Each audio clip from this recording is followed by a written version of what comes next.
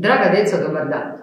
Ja sam Anita, nalazimo se u Gradskoj knjižnici Zadar, koji će poslužiti kao naš biološki laboratorij.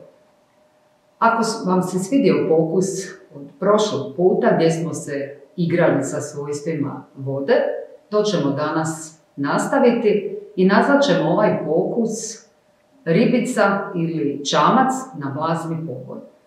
Za ovaj pokus potrebna nam je jedna veća posuda, može vam poslužiti ovako neki širi poslužavnik, voda, tekući deterdžent.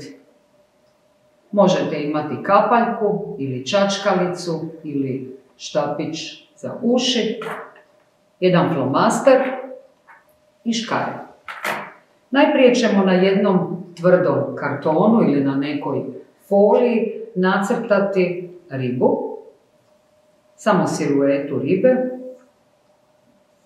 Bitna nam je ova repna peraja i isto tako možemo skicirati obris čamca.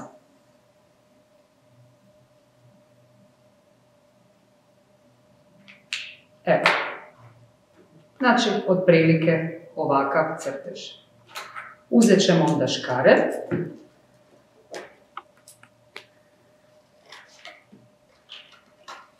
Odrezat ćemo siluete ribice i čamca.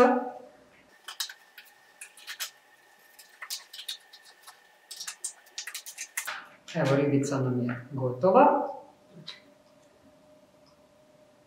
I isto tako ćemo odrezati siluetu čamca.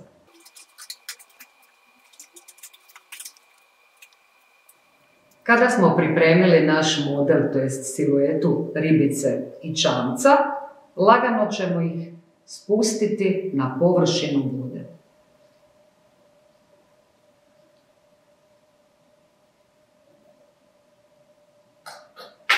Uzet ćemo sad tekući deterdžent i lagano taknuti vodu.